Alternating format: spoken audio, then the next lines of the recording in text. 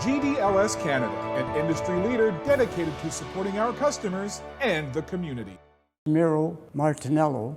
I was born in Windsor, Ontario, and my birth date is December the 6th, 1935, and it makes me actually almost 85 right now. Well, my lacrosse nickname would be Medo. When my mother used to call me, being an immigrant, it used to come off like Medo, and the name stuck with me, and everybody else kept calling me that, so we answered to it. Well, we lived actually in Windsor.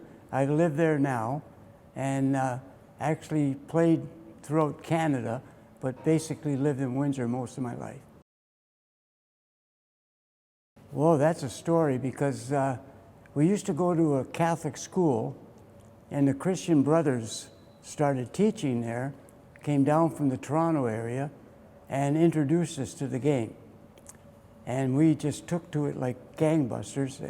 They actually built 4 outdoor boxes in Windsor so that we could play the sport, and on a given night there'd be sections of about 4 or 5 people all the way around the box.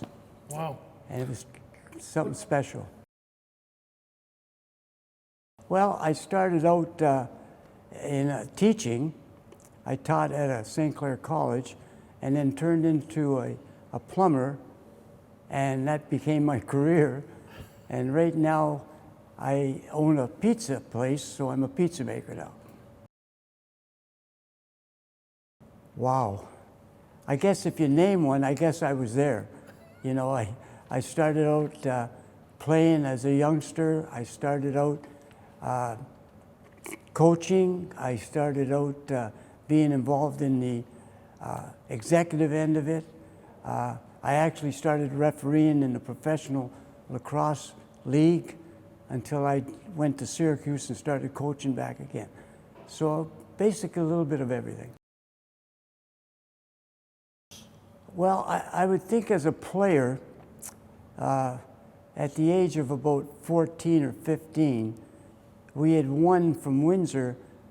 We had won our division, and we went up to Toronto, and we met a team in Toronto that was coached by my mentor at the time, or became my mentor, Jim Bishop. And we played the game, and basically we were outclassed, but ended up 10-9 losing. After the game, Jim came up to myself and one of the other fellows and asked if we would be interested in playing in a higher level that he was starting to form. And I said, wow, I'd be overjoyed. Went back to inform my parents about that, and my dad said, 14 years old, you're not leaving home. So I called Jim and I explained to him that it was not the case at the time. I said, but hopefully in the future we could get together. Yeah, I think when I became playing with the teams, and then seeing that the juniors were starting to come on, I had asked Jim, at the time who was my coach, Mr. Bishop, I had asked him, I said, what do you think of me going down and coaching the juniors? And Jim thought it was a great idea. At that time, I brought these kids in. They were basically naive. I used a lot of the theories of Jim. I also figured out the team. We got sponsored by a nice division down there. And thankfully, in 2 years, the team went 35-3, won 2 Eastern Canadian championships, and the same team ended up winning the Junior B team in British Columbia. They won the championship in, I believe it's the Founders. Mm-hmm. They won the Founders Cup. So the team just developed from day one right through. Halfway through the 3rd year, I was accepting the job at Syracuse. I turned to Don Allen and I said, Don, I'd like you to take this team and take it to the top. And he certainly did that, and they ended up winning the Founders.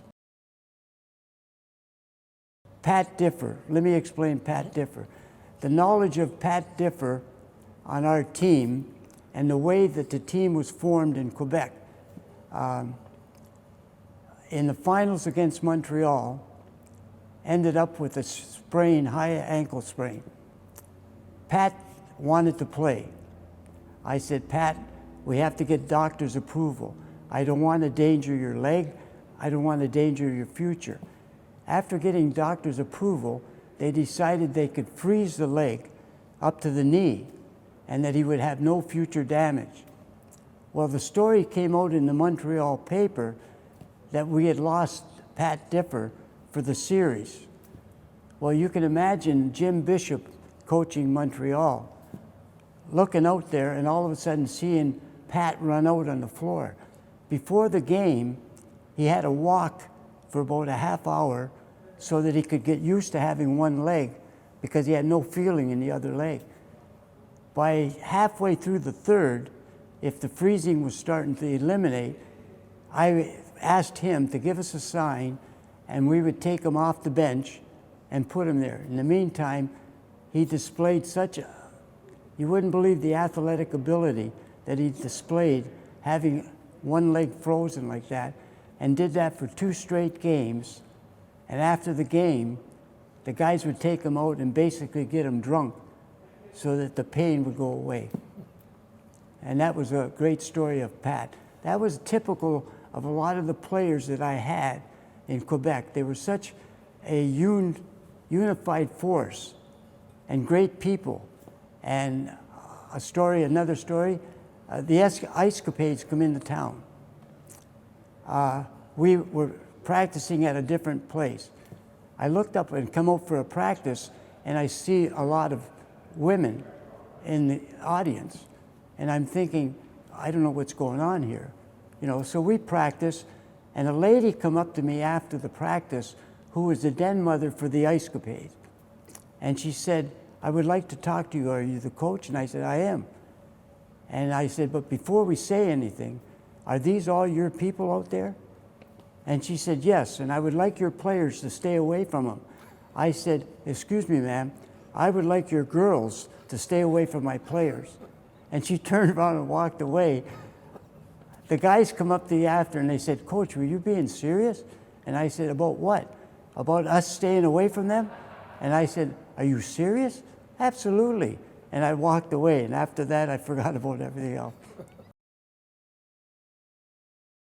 Well, I've refereed hockey professionally. I refereed lacrosse professionally. What else have I done? I don't, a lot of little things, I guess. I refereed NCAA hockey in the United States. I was the only Canadian to do 14 national championship games. Well, I think basically the difference was the toughness of the game.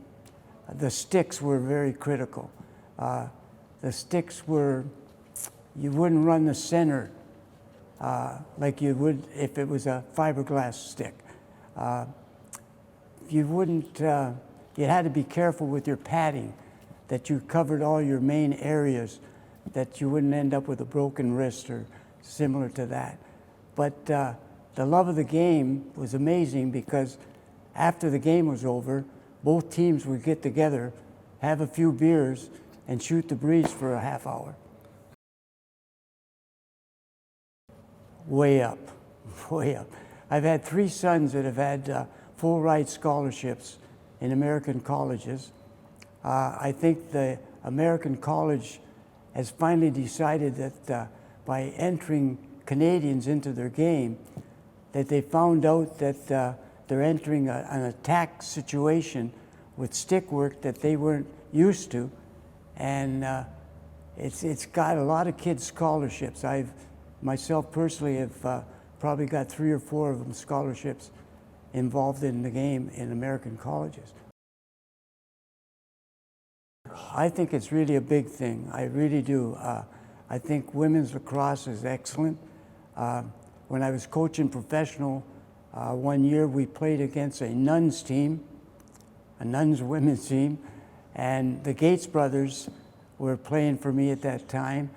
And the sticks we looked at that had no pockets in them, we were kind of surprised, but after playing about 15 or 20 minutes with them, we were astonished at the talent that they had. And it became really something special. I think that it's a growing sport for women. It really is. I think the enthusiasm of the audience. I think the audience, when we first opened up in Detroit with the professional team, and we were drawing 10 to 12,000 people a game, where I would go to Philadelphia and was drawing 16,000. When we went to Quebec, and I started coaching in Quebec with the Caribous, and we met Montreal in the finals and New York in the finals. I remember a fan from Quebec running by New York's bench before the game, and I remember he had a little small trophy, and he must have said something to Morley Kells that affected Morley a little bit. Morley jumped on the floor and punched the guy and dropped him right there, and then jumped back on the bench. I'm wondering what would happen now if that was to happen in those days, and we went on to play the game. But it was just exciting. It was, I could tell you stories about when I first went to Syracuse. I had coached junior, and there was a kid named Terry Sanderson who I became involved with. And I said, this is a kid that I probably would like to see on my team. And Terry went out, and I told him I was bringing him up to training camp with Syracuse. And he was ecstatic. He went nuts. Well, he got to Syracuse, and he talked to some of the other players. And while he was talking to the players, they said, what do you have to do to make this team? This is Terry. And the players pointed to Rick Bisson, who was a well-known fighter at the time. And the players jokingly said, you got to take care of that guy.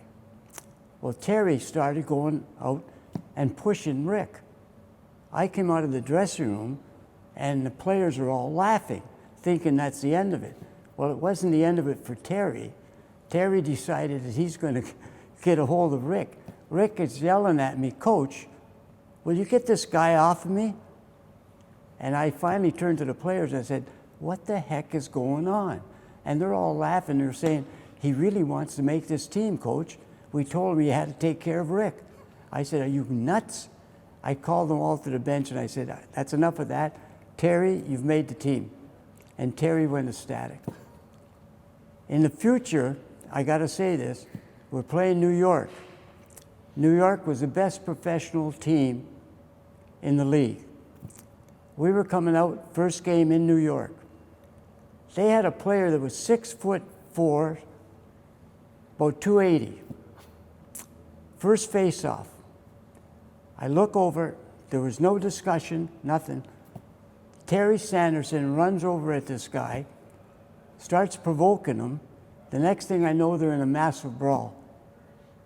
It set the stage for everybody and our team, myself included, to say, wow, was I ever lucky to give this kid a chance way back.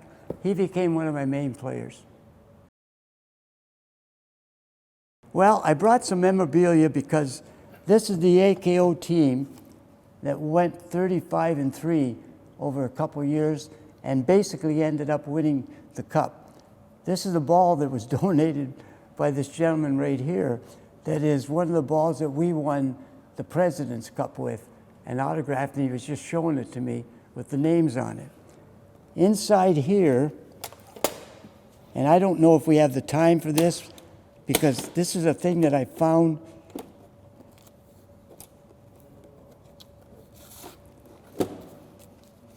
These are pictures right here. This is a picture of us receiving the President's Cup. This is a picture of me right after the game. Of course, you could see the hair.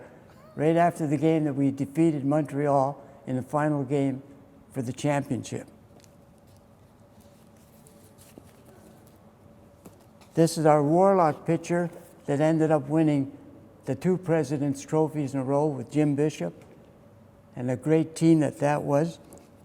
And we were introduced to the Detroit newspaper, and they asked us, 3 or 4 of us, to come out so they could put this in a Sunday preview of the game of lacrosse, and they wanted to show different things. And that was me cross-checking one of my guys. And after I hit him there, he said, "Coach, it's only a pitcher, don't do that." And I started to laugh about it, of course. And this, of course, this is me with the trophy, which you can see that was part of the fire. That was our main trophy that we ran around with the full arena. And this is me as a youngster enjoying myself at about 190, which I lost quite a bit of that weight. But that's me right there. This is an article that gives you a little publicity stunt in the New York paper that it stated, because when I went to Syracuse, they were 0-14, and we ended up just missing the playoffs. We won 13 in a row and just missed the playoffs. And they wrote a big article on it, which is no big deal. This is the Windsor Clippers, which is our first President's Cup we won in seniors. This is a recognition award from the province of Ontario for myself, thank God. And this was another recognition award from the province of Ontario. Excellent. I probably had a lot more, but I don't want to get into that because I lost a lot in the fire and it was part of my life. But I just want to say this in all fairness. This has really been an honor to come here and sit here and talk to you people and see a lot of the guys like Stan Cockerton, Shoot the Breeze with him, Patty Mallon, and some of the other guys. Brings back a lot of great memories. One thing to stop, if you don't mind. Brampton, I was in Brampton. I was in the trade school in Toronto. Went over to Brampton. I thought I would go and watch their practice. Saw one of the people that spotted me and asked me, was I there to try out? And I said, well, I can. I got a stick and I'll try out for it. And ended up playing 4 games for Brampton and being the player of the game in Point Edward. Not Point Edward, I can't think of the name of it. And a case of beer was the prize that they gave you for player of the game. I did not drink. So I went in the dressing room and I said, I don't know, guys, what to do with this, but this was given to me. And they said, you're kidding. They all sat there and drank. And I said, well, that makes me part of the team. And I was there for 4 games and graduated and went back home. And I was sorry that I missed the Man Cup because Jack Biondo was one of my best friends and he was coming in to play in Brampton. So I wasn't allowed to play because I'd only played the 4 games. And that's the end of my stories, gang.